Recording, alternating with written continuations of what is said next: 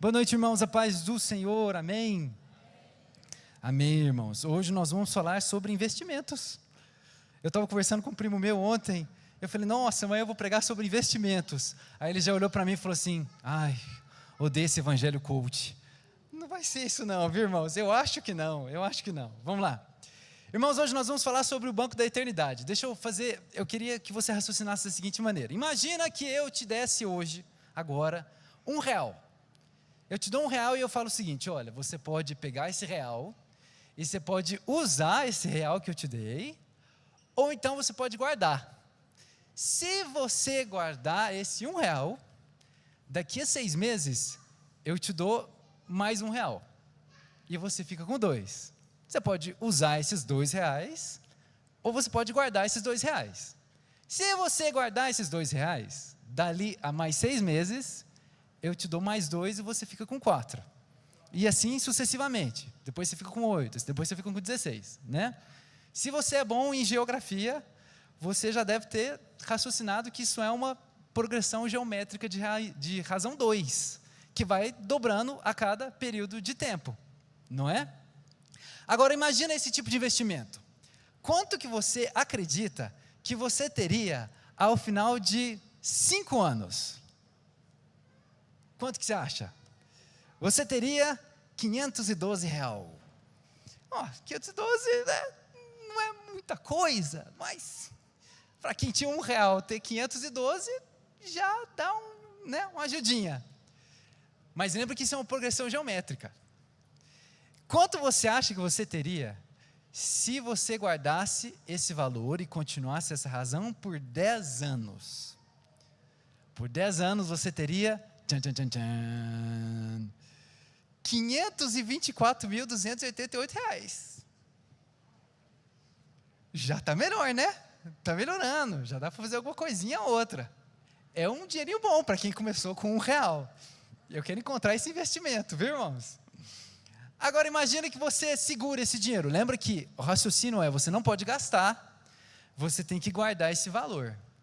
Você tem alguma ideia de quanto você teria se você guardasse esse valor por 50 anos? Por 50 anos você teria... Olha o tamanho desse valor, irmãos. É um número tão grande que eu confesso que eu tive que procurar no Google como é que falava ele. São 63 octilhões que você teria nas suas mãos. Para você ter uma ideia, estima-se que o valor de dinheiro que tem no mundo inteiro seja em torno de 100 trilhões de dólares. Então dá mais ou menos uns 500 trilhões de reais. Se você tivesse esse dinheiro, você teria em torno de 1 quatrilhão, 267 trilhões, 650 bilhões, 600 milhões, 228 mil, 230 vezes mais dinheiro que todo o dinheiro que existe no mundo.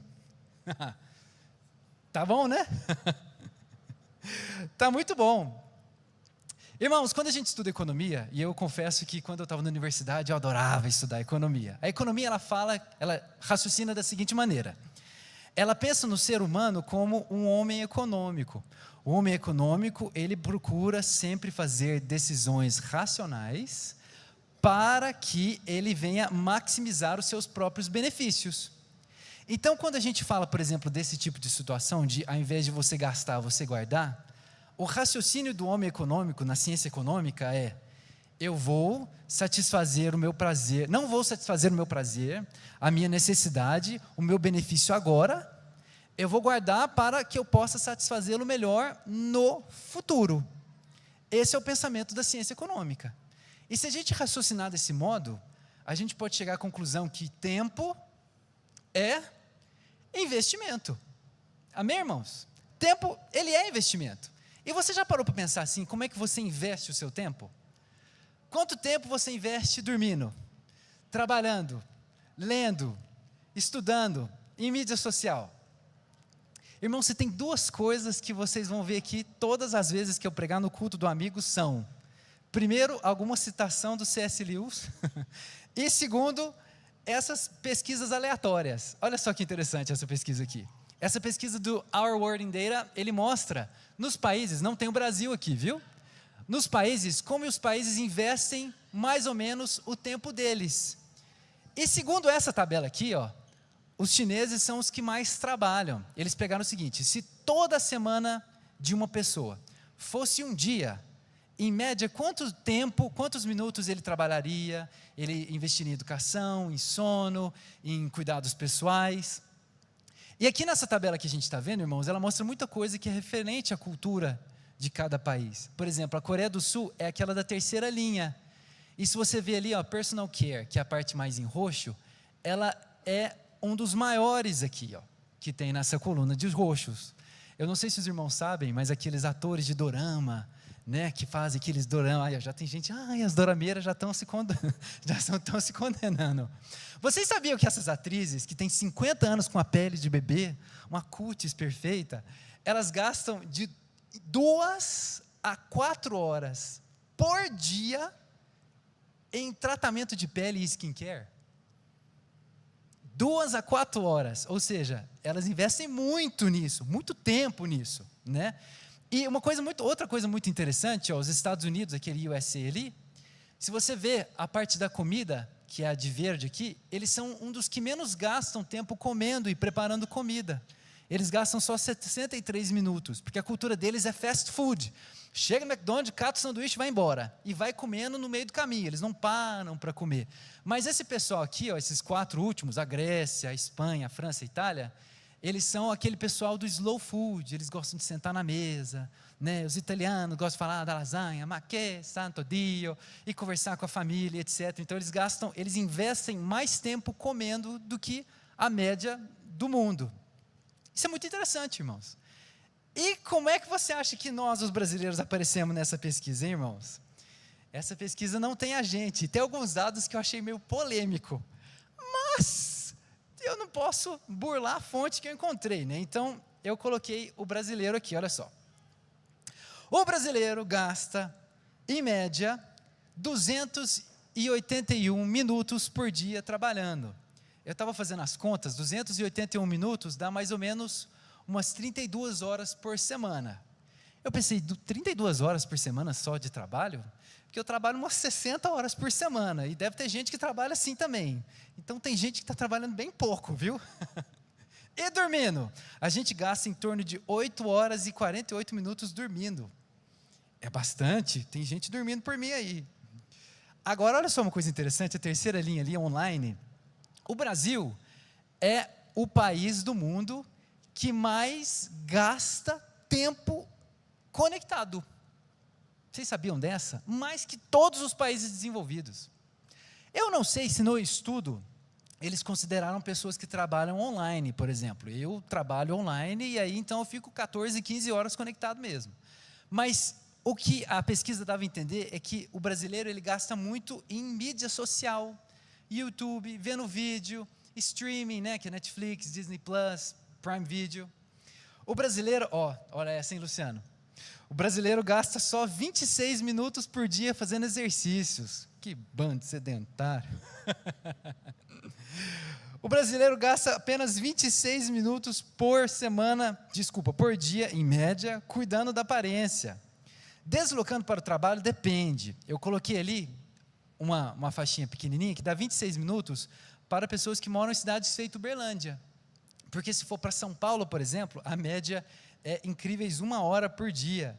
E o último, tem cozinhando comendo, que é 90 minutos por dia, que a gente gasta em média. E o último, que é lendo, eu fiquei surpreso, porque constata-se que o brasileiro ele lê em média 2,5 livros por ano. Nós somos um dos piores leitores do planeta, um dos que menos lê. Só que a mesma fonte diz que o brasileiro ele investe mais ou menos 45 minutos por dia lendo. Eu achei um pouco demais.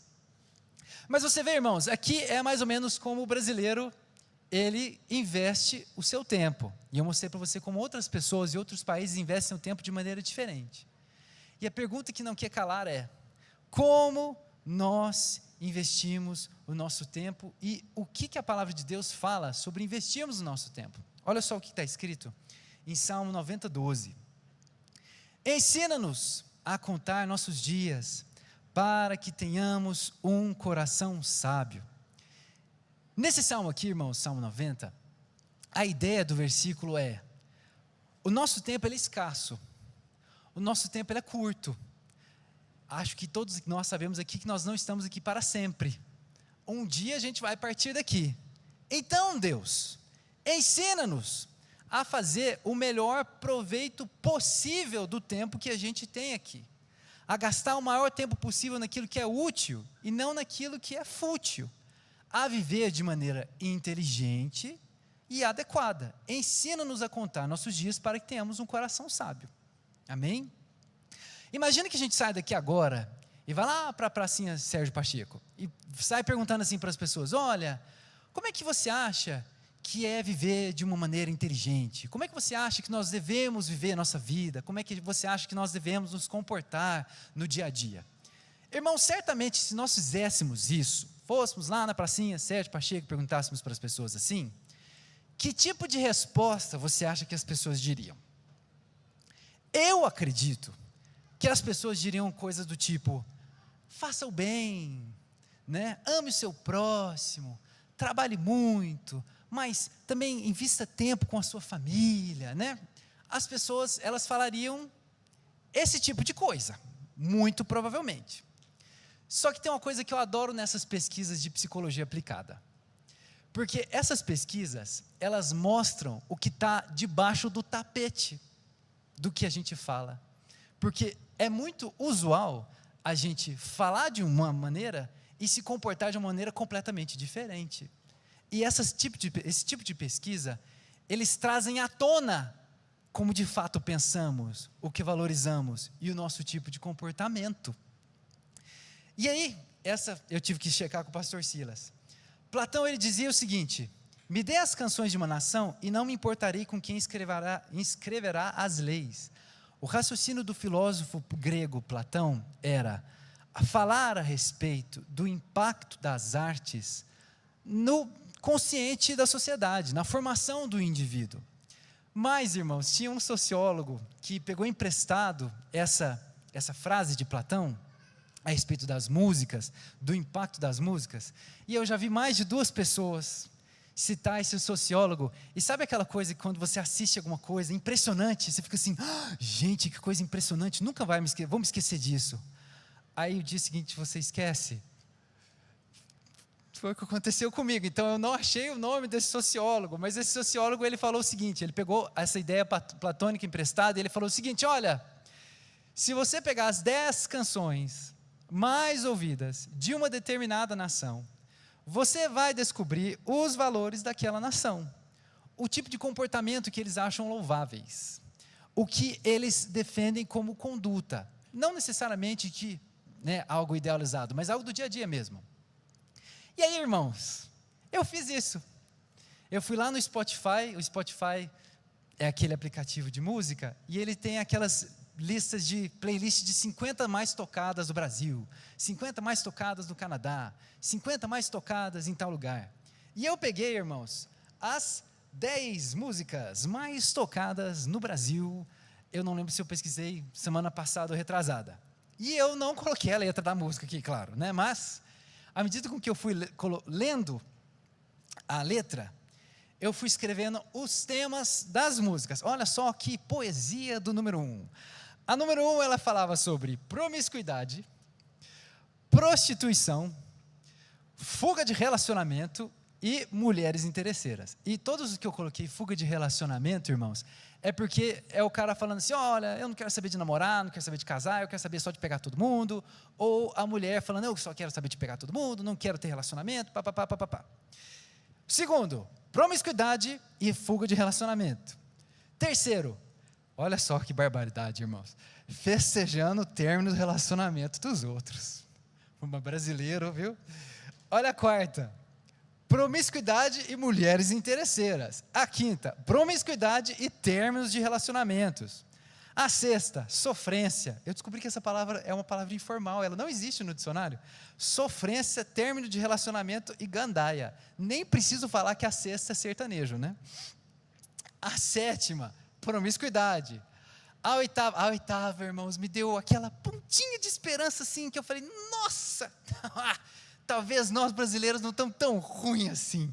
Porque ela falou assim, olha, lutar por um relacionamento. Aí eu falei, nossa, olha só, ela está falando que a gente tem que lutar pelo relacionamento. Mas aí chega no final, ela fala que tem que lutar pelo relacionamento para provar que estava todo mundo errado, sabe? Não é lutar pelo relacionamento, pelo nosso amor, não, para provar que está todo mundo errado, que todo mundo falou que nós não ia dar certo e nós demos. Olha só, irmãos. A número 9, promiscuidade e desonra aos pais. A número 10, fuga de relacionamento e sofrência. Mais um sertanejo, evidentemente. Irmãos, imagina o seguinte, imagina que eu entregasse essa lista na sua mão, né? E eu falasse, olha, os temas das 10 músicas mais tocadas em um determinado país são esses. Você não sabe de que país se trata, tá?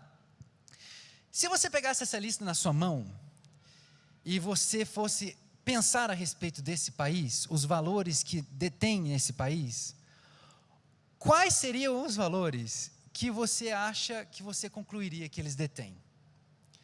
Bom, em primeiro lugar eu diria que certamente são pessoas promíscuas e que louvam a promiscuidade. Outra coisa, já que fala muito sobre término de relacionamento e fuga de relacionamento, são pessoas que são adversas a terem relacionamentos. Muito provavelmente são pessoas que não têm vontade, desejo, interesse de assumir responsabilidades na vida. Concorda comigo? Eu acho que mais ou menos isso resume, né, irmãos? Promiscuidade, desonra aos pais. Bom, esses são os temas das 10 músicas mais ouvidas do Brasil. Aí eu pensei, mas Brasil, né? Brasil é a terra do carnaval. Deixa eu pesquisar outro país. Aí eu fui ver as 10 mais tocadas dos Estados Unidos. Irmãos, são os mesmos tópicos. Só que os Estados Unidos, eles têm uma vibe de, eu sou criminoso, bad boy, e por isso todas as mulheres me querem. Mas é promiscuidade, prostituição, drogas, crime. Aí eu pensei, não, eu sou dorameiro também, minha esposa me doutrinou no doramismo. Então, eu vou fazer o seguinte, eu vou procurar as 10 músicas mais tocadas na Coreia do Sul. Porque a Coreia do Sul, eles são todos pokémons, eles são fofinhos, eles são ingênuos e puros. Aí eu fui ver as 10 músicas mais tocadas da Coreia do Sul, irmãos. Os mesmos temas. Você acredita nisso? Só que da Coreia do Sul eles dão uma velada mais, sabe? Eles colocam metáforas que a gente entende, mas que é a promiscuidade, o cara está descrevendo o ato, e você fala assim, eu entendi. Irmãos, se a gente pegar esses valores aqui, como valores, vou pegar emprestado do pastor Silas, que ele usa muito essa palavra, da cosmovisão global, o jeito que a sociedade global caminha, como as pessoas tendem a pensar, tendem a agir, tendem como se comportar. Irmãos do céu, que planeta é esse? Esses são os valores. Irmãos, a gente tem existe um filósofo chamado Zygmunt Bauman, que ele já fala há muito tempo, dos relacionamentos líquidos. Eles não têm solidez, as pessoas não querem ter solidez, não querem ter que sacrificar por um relacionamento, por um comprometimento. É aquela coisa que vai e volta, líquido. E as consequências, os frutos desses valores, a gente tem visto de diversas formas. As pessoas, quando elas investem o seu tempo, investem a sua vida e os seus comportamentos nesse tipo de valores, olha o que elas colhem. Nós temos hoje a geração mais depressiva da história. Antes do culto, estava conversando eu, Gustavo e o pastor sobre as pessoas terem depressão. A geração que menos confia uns nos outros. Essa pesquisa aqui foi muito interessante. Eles saíram perguntando para as pessoas assim, olha, você concorda ou discorda com a seguinte frase? A maior parte das pessoas pode ser confiada.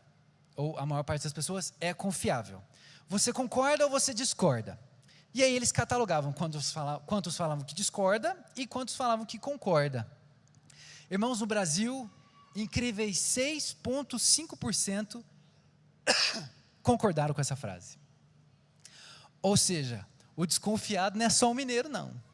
quase 94% da nossa nação não acredita que nós podemos confiar nas pessoas. Nós temos que viver desconfiados. E eu fui vendo um infográfico ao longo dos anos desse tipo de pesquisa, e ele é descendente, assim, sabe? Vai passando os anos, ele vai ficando cada vez mais baixo. Ele não é descendente linear, sabe? Ele às vezes sobe, às vezes desce, mas a descida é sempre maior do que a subida. Então as pessoas, elas estão confiando cada vez menos nos outros. Olha o terceiro tópico.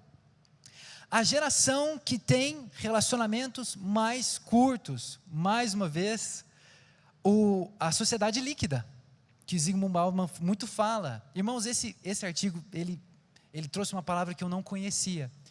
No inglês, é um artigo em inglês, e no inglês a palavra relacionamento, ela é relationship. E aí, esse escritor, ele falou que existe um novo termo a respeito de relacionamentos, que eles chamam de situationship, que não é o relacionamento, é uma questão de situação. A pessoa vai vivendo aquilo que está interessante, aquilo que está confortável, e muda se não estiver confortável. O Joãozinho está com a Mariazinha hoje, mas Joaninha daqui a semana que vem, aí está com a Pedrinha daqui a 2 semanas, aí volta com a Mariazinha. Então é aquele situationship. A pessoa não está importando muito com o relacionamento, ela está só em busca de prazer. É o que o pastor Silas fala aqui toda semana, o humanismo e o hedonismo. As pessoas só querem o prazer, ela não quer o comprometimento, ela não quer o sacrifício. Olha só o ponto 4, a geração que se sente mais sozinha. Certamente esse ponto 4 está alinhado com a primeira pesquisa. E a geração que não quer assumir responsabilidades. Eu coloquei 2 artigos ali, e os 2 artigos falam que as pessoas, elas estão fugindo de casamentos. Elas não querem casar, ter uma pessoa na vida toda, se sacrificar por uma família. Ela não quer gastar a sua vida nisso, ela não quer investir a sua vida nisso. As pessoas, só que não é só em casamento, irmãos. Eu pus casamento, evidentemente, porque fica mais fácil de entender. Só que você vê, irmãos, que a maneira inteligente e adequada da cosmovisão global, ela parece que não deu muito certo, né? Investir o seu tempo e a sua vida naquilo que a gente falou anteriormente, pelo visto, não vale tanto a pena assim. E o que a palavra de Deus diz a respeito de investir nosso tempo? O que é uma maneira inteligente e adequada de investir o nosso tempo? Olha o que está escrito no Salmo 139. Tu me conheces por dentro e por fora, conheces cada osso do meu corpo, sabes exatamente como fui feito, aos poucos, como fui esculpido, do nada até ser alguma coisa. Com um livro aberto, tu me viste crescer desde a concepção até o nascimento. Todos os estágios da minha vida foram exibidos diante de ti, os dias da minha vida, todos preparados, antes mesmo de eu ter vivido o primeiro deles. Teus pensamentos são únicos, e como são belos, nunca os compreenderei, não consigo sequer enumerá-los, é como se eu tentasse contar a areia da praia. Irmãos, eu acho esse salmo assim, maravilhoso, lindo, lindo, lindo, lindo. Só que existe, e eu já vi isso ser pregado em igreja, infelizmente, existe uma possibilidade de se pegar somente esse texto, de se ter uma análise exegética desalinhada com o resto da palavra. Porque quando a gente lê assim, há pessoas que, e eu sei que esse tópico que eu vou falar é muito mais polêmico do que o que eu tenho capacidade de falar, e não tenho tempo também, mas existem pessoas que defendem o seguinte: bom, já que todos os dias da minha vida já estavam escritos antes mesmo de eu nascer, significa que tudo isso que eu estou vivendo agora, certamente estou vivendo porque se trata da vontade de Deus. E não é bem assim não, viu, irmãos? Porque você vê o perigo de você ter uma interpretação assim desse versículo? É a mesma coisa que dizer que um terrorista do Hamas está invadindo Israel, estuprando, assassinando, torturando senhorinhas, porque foi Deus quem fez ele para agir desta maneira. Só que, irmãos, a palavra de Deus, olha, a palavra de Deus é um livro assim que realmente, a Bíblia é um livro que realmente não há física quântica que explique o quanto ela é brilhante. A gente não pode simplesmente tirar um texto fora do contexto e fora da palavra. A gente vê, irmãos, que ao longo da palavra toda, e eu sei que eu já discuti com gente que discorda de mim nisso, mas ao longo da palavra toda, o que nós descobrimos nesse verso é que Deus, Ele tem uma vontade para as nossas vidas. Ele tem um propósito para as nossas vidas. E se a gente espelha esse versículo ao longo de toda a palavra, é fácil concluir que nós podemos viver essa vontade de Deus, mas depende da nossa escolha. Você pode escolher viver esse propósito, essa vontade, esses pensamentos únicos e belos que não conseguem nem ser enumerados. Mas você pode dizer que não. Eu creio que eu posso dizer com certeza, irmãos, que a Bíblia ela deixa claro que nós somos pessoas dotadas de livre-arbítrio. E eu acho brilhante a respeito desse tema, o que o C.S. Lewis fala em Cristianismo Puro e Simples. Nesse capítulo, C.S. Lewis ele está respondendo a respeito da existência do mal. Se Deus é bom e Ele é todo poderoso, por que existe o mal? Nós não estamos falando da existência do mal. Nós estamos falando sobre investir o nosso tempo e o nosso dia. E o que eu estou falando é que Deus tem uma vontade para a sua vida e que você pode escolhê-la. Olha só o que C.S. Lewis fala. Deus criou coisas dotadas de livre-arbítrio, criaturas que podem fazer tanto bem quanto mal. Alguns pensam que podem conceber uma criatura que, mesmo desfrutando da liberdade, não tivesse a possibilidade de fazer o mal. Eu não consigo. Se uma coisa é livre para o bem, é livre também para o mal. E o que tornou possível a existência do mal foi o livre-arbítrio. Por que então Deus o concedeu? Porque o livre-arbítrio, apesar de possibilitar a maldade, é também aquilo que torna possível qualquer tipo de amor, bondade e alegria. O mundo feito de autômatos, criaturas que funcionassem como máquinas, não valeria a pena ser criado. A felicidade que Deus quis para as suas criaturas mais elevadas é a felicidade de estar de forma livre e voluntária, unidas a Ele e aos demais seres num êxtase de amor e deleite, ao qual os maiores arroubos de paixão terrena entre homem e uma mulher não se comparam. Por isso, essas criaturas têm que ser livres. Irmãos, eu concordo 100% com C.S. Lewis. Nós temos a liberdade de viver a vontade de Deus, a liberdade, a escolha de podermos escolher a vontade de Deus ou não. C.S. Lewis ele foi genial naquilo que ele falou isso. Se não houvesse o livre-arbítrio, não existiria a possibilidade de haver amor. Imagina que você tem um filho ou uma filha. Aí chega uma pessoa, um cara com uma arma, aponta para a cabeça do seu filho, para a sua filha, e vira para você e fala, me fala que você me ama. O que você fala? Oxe, te amo, te adoro, te idolatro. Você fala qualquer coisa, é o seu filho, é sua filha, não é? Por que você falou isso? Porque você ama de verdade? Não, porque você está sob coação, sob coerção. Então, você não tem a possibilidade de haver amor, bondade, se não houver o livre-arbítrio.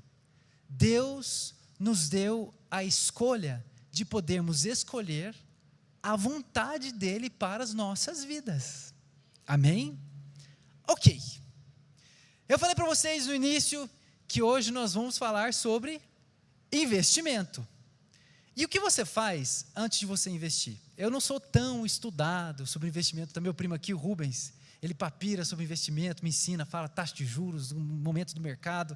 Eu não sei tanto assim não, mas se eu for fazer um investimento, tem duas coisas que eu procuro saber antes. Eu não sei vocês, mas duas coisas que eu procuro saber é o rendimento, né? O que eu vou ganhar com isso e quanto vai me custar, né? Eu acho que isso já resume bem um investimento. Quanto custa e o que eu vou ganhar com isso. Amém. Nós estamos falando sobre investir o nosso tempo, investir a nossa vida. E nós podemos escolher investir a nossa vida e o nosso tempo na vontade de Deus. Ok, mas quais são os rendimentos da vontade de Deus? O que é que eu vou ganhar com isso? Ok, então vamos lá.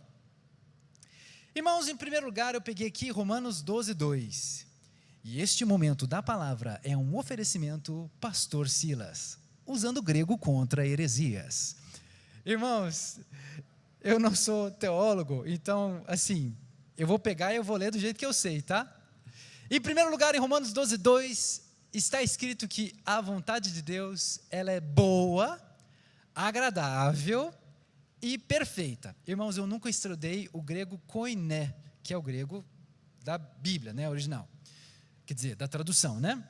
Eu estudei o grego moderno. No grego moderno, essa palavra boa, ela é achathos, que significa, ela é boa por natureza.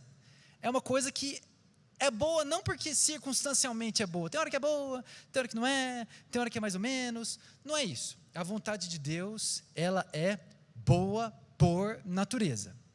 A segunda palavra, esse palavrão aí, agradável, euareston, é algo que dá prazer. A vontade de Deus é algo que vai te fazer feliz, é algo que vai dar prazer para você. E em terceiro lugar, é a palavra perfeita, que é teleion, algo completo em si mesmo, é como se fosse uma esfera. Ela tem começo, ela tem meio e ela tem fim. Então, quando Paulo ele escreveu sobre a vontade de Deus ser boa, agradável e perfeita, ele estava falando que ela é boa por natureza, ela te faz feliz, ela te dá prazer, e ela é algo que tem começo, meio e fim. Ela é completa em si mesma. Imagina a seguinte situação, irmãos. Imagina que você está sentado aqui na Monte Hebron nesse instante. Aí de repente tudo para e Deus pega você, te tira dessa dimensão de espaço e tempo e te põe numa salinha. Um sofazinho, uma televisão e Deus lá do seu lado. Falou, opa, tudo bom, fulano, ciclano, você está bem? Como é que você está? Eu sou Deus. Então, eu te trouxe aqui porque, bom, eu quero mostrar para você todas as possibilidades que você tem antes de você terminar a sua vida. Todos os caminhos que você tem que seguir. Todas as possibilidades que você tem para seguir na sua vida. E eu quero mostrar para você todas essas possibilidades. E quando você terminar de assistir todas as possibilidades de como você pode viver a sua vida daqui por diante, até o fim, eu quero que você escolha aquela que você prefere. Irmão, se Deus fizesse isso nessa dinâmica, certamente a melhor possibilidade, aquela que seria muito melhor do que todas as outras, seria exatamente a vontade de Deus para nossas vidas. A vontade de Deus, ela é boa, ela é perfeita, ela é agradável, ela é incomparavelmente melhor, aquela que é a nossa vontade. Muito bem. Estamos falando do rendimento desse investimento. Começou bem. Vamos para o próximo tópico, vamos ver se continua bom. Muito bem, olha só o que está escrito em Isaías 55, 8, 9. Com efeito, os meus pensamentos não são os vossos pensamentos, e os vossos caminhos não são os meus caminhos. Oráculo de Yahvé. Oráculo de Yahvé, irmãos, porque eu peguei a Bíblia de Jerusalém. Quanto os céus estão acima da terra, tanto os meus caminhos estão acima dos vossos caminhos, e os meus pensamentos acima dos vossos pensamentos. Irmãos, você vê que a vontade de Deus, mediante esse versículo, ela é muito, muito, muito, muito superior à nossa. E não basta somente ela ser muito, muito, muito, muito superior à nossa. Viver a vontade de Deus, irmãos, ela tem consequências que a gente não consegue mensurar. Eu lembro quando eu morava lá no Tabajaras, e todo dia eu ia para a academia, e quando eu ia para a academia, eu passava por uma pracinha, perto da casa da minha avó, que eu morava com a minha avó lá. E eu lembro que eu via, há muito tempo atrás, eu via um senhorzinho varrendo o chão. Um senhorzinho varrendo o chão, e um dia eu passei lá na pracinha, e o senhorzinho, ele estava com uma cara assim, sabe aquela aparência de uma pessoa desgostosa, entristecida, sabe, sem esperança. Ele estava muito chateado, eu não sei o que estava acontecendo. E quando eu estava caminhando na frente dessa pracinha, eu senti no meu coração, e eu creio que foi o Espírito Santo, eu senti no meu coração assim, dá bom dia para ele. E foi o que eu fiz, eu virei e falei bom dia, E aí ele levou um susto assim, ele olhou para mim e falou meio tímido, bom dia. E aí, todo dia, quando eu passava naquela praça, eu fazia a mesma coisa. Eu dava bom dia para ele, eu dava bom dia. E eu comecei a notar que aos poucos ele foi mudando a linguagem corporal dele, daquela cara desgostosa. Ele começou a ficar feliz que eu dava bom dia para ele, irmãos. Sabe? E aí eu comecei a reparar que eu ia para a academia todo dia o mesmo horário. Naquele horário, não interessa onde ele estivesse na praça, ele parava o que ele estava fazendo para me esperar passar, para me dar bom dia. Sabe? E um dia eu estava pregando exatamente sobre esse testemunho lá na PIBAN, na primeira igreja batista aqui de Uberlândia. E eu estava contando esse testemunho e eu falei, olha, a vontade de Deus muitas vezes é algo muito simples. Eu não preguei para o cara. Eu não pus a mão dele, não fiz nada disso, irmãos, eu só dei bom dia. E eu vi que a pessoa ela foi completamente transformada só por conta disso. Sabe? Teve até um dia que ele falou assim, bom dia, meu amigo. Aí eu até pensei assim, gente, ele me chama de amigo, mas tudo que eu falo para ele é bom dia. Eu já me considero amigo dele, amém. Eu estava contando esse testemunho lá na PIBAN, na primeira igreja batista, e aí ao fim do culto, uma pastora ela chegou para mim e falou, olha Estica, essa palavra falou muito comigo, porque eu lembro que eu estava numa conferência, irmãos, eu não lembro os detalhes, então se eu estiver errado me perdoe, mas assim, é como se ela tivesse uma conferência de 3 dias, só de pastoras. E aí ela estava no banheiro, lavando as mãos, e ela ouviu alguém chorando na cabine, e chorando, e chorando, e chorando. Enquanto a pessoa chorava, ela começou a cantar alguma música, eu não lembro, mas era tipo, então louve, simplesmente louve, tá precisando louve, não louve, não sei a música de cor, irmãos, mas ela só cantou, e lavando as mãos, e foi embora do banheiro. E depois, alguns dias depois, parece que essa mesma moça, ela foi dar um testemunho na conferência, e ela falou, irmãs, eu estava tão triste, eu estava tão chateado, eu cheguei com tanto problema na família, tanto problema na minha vida, e aí eu estava no banheiro, abrindo meu coração com Deus, e alguém começou a cantar uma música, e aquilo falou tanto no meu coração, que aquilo me fortaleceu, aquilo me fez bem, eu falei, não, bora, não, tem que seguir mesmo, Deus está comigo, amém, amém. E essa pastora, que contou esse testemunho para mim, que era a pessoa que estava lavando a mão e estava cantando a música, ela falou para mim, olha, até hoje eu me sentia muito culpada, porque eu achava que eu tinha que ter batido na porta, e orado por ela, e entregado uma profecia, e cantado louvor, mas a vontade de Deus era somente que ela lavasse a mão cantando um hino. Irmãos, a vontade de Deus às vezes é algo tão simples, mas com impacto tão grande, porque os pensamentos do nosso Deus, eles são muito maiores do que os nossos, mas muito maiores do que os nossos. A gente já viu que a vontade de Deus, ela é boa, ela é perfeita, ela é agradável, ela é muito superior à nossa. Tem mais, olha só. A vontade de Deus tem um propósito eterno. Isso está em João 5, 28 a 29. Olha só esse texto. Vem a hora em que todos os que repousam nos sepulcros ouvirão sua voz e sairão. Os que tiverem feito para o bem, para uma ressurreição de vida. Os que tiverem praticado mal, para uma ressurreição de julgamento. Irmãos, a gente vê que viver a vontade de Deus, mediante esse versículo, e aquilo que a gente já havia conversado anteriormente, é uma questão de escolha. Você escolhe viver a vontade de Deus na sua vida, ou você escolhe não viver a vontade de Deus na sua vida. Só que esse versículo, ele também nos dá um aviso. E ele é um versículo tremendamente importante para o nosso dia a dia. Porque você vê, se você escolher viver a vontade de Deus na sua vida, você também vai viver a vontade de Deus ao fim da sua vida. Porque o fim da nossa vida não é o fim da nossa existência. Existe uma eternidade a ser vivida ainda. E você pode escolher viver a vontade de Deus em vida, e então você poderá viver a vontade de Deus na eternidade. Só que Deus, ele respeita muito as nossas escolhas. E se nós decidirmos e escolhermos não vivermos a vontade de Deus, em nossas vidas, Ele nos respeitará.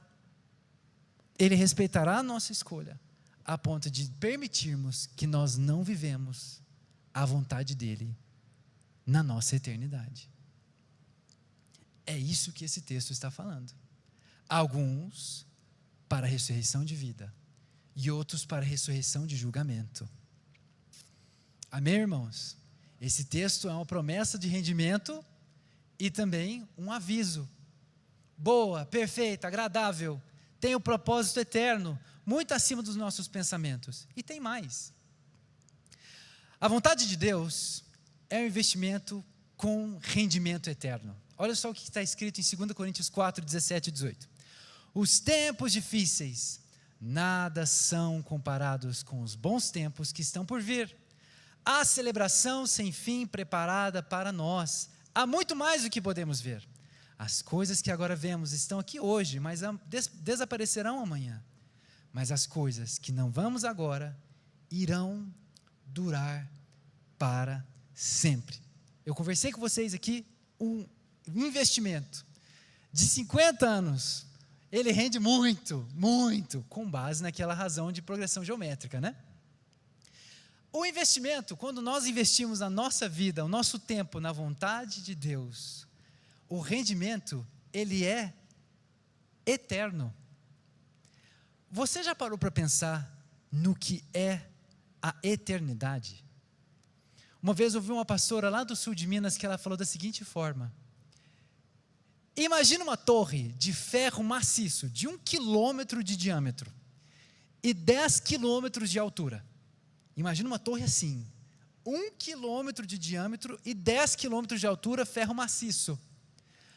Todos os anos, um passarinho vai naquela torre e ele afia o biquinho dele naquela torre. Todo ano, entrando, saindo, entrando, saindo, entrando e saindo. Quando aquela torre toda inteira estiver completamente desgastada pelo passarinho, acabou de passar 1 segundo da eternidade.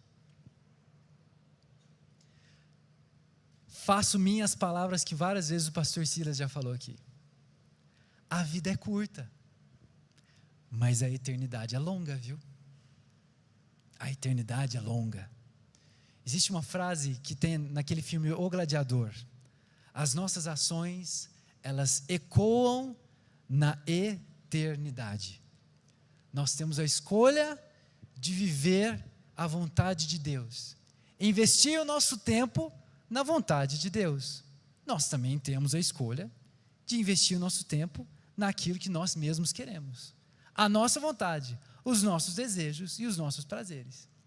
Agora imagine que você chega nesse ponto e fala assim: bom, ok, parece um investimento bom, já que eu vou viver algo que é bom por natureza, é perfeito, pois ele é completo em si mesmo, ele vai me dar prazer, ele tem um propósito eterno, ele é muito melhor do que aquilo que eu posso viver por mim mesmo, e ele tem um rendimento eterno. Nossa, é um investimento muito bom. Eu estou interessado nesse investimento. Que bom, eu quero investir o meu tempo em viver a vontade de Deus. Amém. Glória a Deus. Que coisa boa. Agora, a gente precisa falar dos custos. Qual que é o custo de você viver a vontade de Deus? Um investimento eterno. A pergunta é: qual que é a moeda do banco da eternidade? Irmãos, essa noite nós vamos falar da moeda do banco da eternidade, que é a renúncia. Irmãos, hoje é muito bonitinho a gente ver as pessoas falando de cruz, né? A cruz se tornou um símbolo religioso bonito, um símbolo cristão bonito. Aqui em Lucas 9, 23, Jesus Cristo está dizendo: tome a tua cruz e siga-me. Só que na época de Jesus Cristo, quando Jesus Cristo ele falou isso, a cruz não era um símbolo religioso. A cruz não representava o cristianismo. A cruz era um instrumento de tortura e morte. Era isso que era a cruz. É como se Jesus Cristo estivesse dizendo para os seus discípulos: tome a sua cadeira elétrica e siga-me. Tome a sua guilhotina e siga-me. Já parou para pensar no impacto que isso dá nos discípulos de Jesus quando ele fala isso? Toma a tua cruz e siga-me. O que Jesus Cristo estava dizendo era também que os discípulos, se eles escolhessem viver e investir o seu tempo na vontade de Deus, eles seriam mortos. E eu acredito que eu posso dizer que todos os discípulos, eles morreram mortes violentas, menos João. Irmãos, seguir a Cristo naquela época era entregar de fato a sua vida. Mas hoje não necessariamente é assim. É claro que existem diversos países, diversos. A gente aqui no Brasil, a gente ainda vive numa bolha. Mas existem diversos países que escolher viver o cristianismo significa sim você entregar a sua vida. Vai procurar como são os cristãos tratados nos países árabes. Viu? Eu fiz uma disciplina em relações internacionais que era política externa comparada. E eu estudei sobre a política dos países árabes, sobre tolerância religiosa. E no Irã, se você se torna cristão, eles não matam você. Eles jogam um ácido na sua cara, que a sua cartilagem derrete nas orelhas, no nariz, na boca, em volta dos olhos. Porque quando o cristão ele passa na rua com a cara derretendo, todo mundo sabe, lá um cristão. Nós ainda vivemos uma bolha, por enquanto. Mas o que Jesus Cristo também estava dizendo aqui, irmãos, é que nós temos que abrir mão das nossas próprias vontades, da nossa própria escolha. A primeira coisa que todas as pessoas, para investirem no banco da eternidade, precisam fazer é renunciar a você mesmo, sair do trono e aceitar Jesus Cristo como o único Senhor e Salvador da sua vida. Você não tem como investir absolutamente nada enquanto você não fizer isso, porque a renúncia, não as boas obras, são a moeda do banco da eternidade. Se você já fez isso, glória a Deus. Se você não fez isso, essa noite você ainda tem tempo de fazer isso. Mas se você já está em Cristo, ou se você já se considera em Cristo, não basta somente isso. Nós precisamos, irmãos, renunciar muitas vezes à nossa preguiça. Preguiça em ler a palavra. Preguiça em viver uma vida de oração. Nós precisamos muitas vezes renunciar o nosso próprio ego a respeito daquilo que eu quero fazer. Quantas vezes talvez nós, eu me incluo no meio, a gente assiste alguma coisa que pesa no coração. Nossa, eu não sei, mas eu não estou me sentindo confortável com isso. Ou ouve alguma música que não estou me sentindo confortável com isso. O Espírito Santo trabalhando no nosso coração, falando, renuncia e entrega, para com isso. Muitas vezes, irmãos, nós temos que renunciar a amizades, ou o nosso orgulho de pessoas que não perdoam, não pedem perdão. Isso também é renúncia. Isso também é renúncia. Eu sei, pode parecer humilhante você pedir perdão para alguém, ou você perdoar alguém pode parecer muito injusto, porque só você sabe o seu lado e o quanto você está sempre certo. Mas quando nós renunciamos, nós dizemos, Senhor, talvez eu esteja até certo, mas eu vou pedir perdão, eu vou me consertar com aquela pessoa, eu vou me humilhar em fazer isso. Tome a tua cruz e siga-me. Irmãos, eu vou terminar com esse raciocínio. Quando eu servi o exército, lá no sul de Minas, a gente aprende a fazer a ordem unida, né? O sargento falava, ordinário, marche, e a gente marchava. Aí tinha hora que o sargento falava assim, marcar, passou, aí a gente tinha que ficar assim, ó, marcando passo. E às vezes o sargento fazia isso de brincadeira. Ele deixava a gente marcando passo, ia conversar com outro sargento, ia mexer no celular, ia conversar com outra pessoa, e nós ficava lá 5 minutos assim, ó, marcando passo. Irmãos, a nossa vida fora da vontade de Deus é a mesma coisa. Enquanto nós não renunciamos o nosso ego, a nossa vontade, os nossos desejos, a nossa vida, ela não sai do lugar. A gente fica marcando passo. Entra ano e sai ano, entra ano e sai ano, entra ano e sai ano, e parece que as coisas são as mesmas. Talvez uma coisa mude aqui, outra muda lá, mas a gente sabe que a vida da pessoa, ela continua na mesma vida, marcando passo. Até quando, irmãos, nós vamos ficar marcando passo? Até quando, irmãos, por conta, em prol do nosso entretenimento, do nosso orgulho, das nossas vontades, dos nossos interesses, ou muitas vezes da nossa preguiça em buscar a presença de Deus, vai entrar ano, vai sair ano, e você louva do mesmo jeito. E você ora ao mesmo tanto, muito provavelmente, às vezes, 0 minutos por dia. Você investe o mesmo tanto na presença de Deus. Você vem para a igreja do mesmo jeito. Você enxerga o culto da mesma forma. É um tempo que eu vou só lá cumprir meu papel religioso, conseguir uma estrelinha com Deus no céu. Até quando, irmãos? A nossa vida vai ser marcando passo, conquista uma coisa, conquista 2, às vezes conquista 10, mas você sente que a sua vida não sai do lugar. Essa é uma vida em que não há renúncia, porque a vontade de Deus, ela é boa, perfeita, agradável, a nossa não é. A vontade de Deus, ela é muito superior à nossa, a nossa é fútil. A vontade de Deus tem um propósito eterno, a nossa morre aqui. Feche os seus olhos nessa noite. Talvez ao longo dessa palavra o Espírito Santo tenha ministrado algo no seu coração. Até quando você vai continuar assim? Até quando você vai continuar marcando passo na sua vida? Até quando você não vai sair do lugar? Eu tenho um plano para a sua vida, eu tenho um propósito para a sua vida. Você não vive porque você não me busca. Você não vive porque você está sentado no trono da sua vida. Você não vive porque eu não sou o seu Senhor. Eu sou só uma figura religiosa que você encontra todo domingo na igreja. Fale com Deus essa noite. É você que precisa falar com Ele, não sou eu não.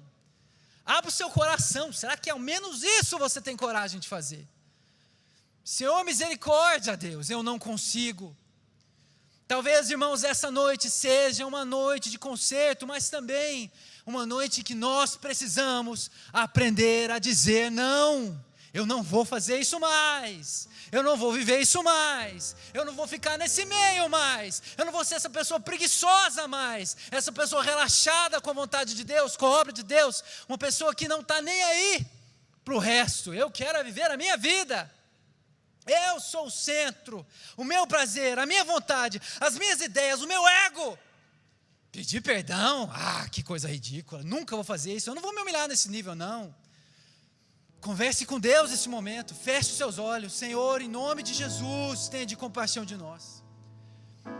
Paizinho querido e santo, nós precisamos renunciar a nossa vida, renunciar a nossa vontade, nós precisamos pegar a nossa cruz e seguir-te, Senhor.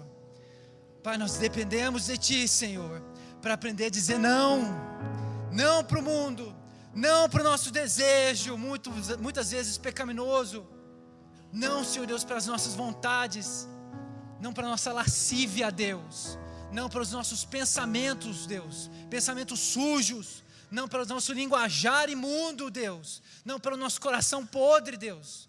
Deus, em nome de Jesus Cristo, que o Senhor possa restaurar o nosso coração essa noite, Pai.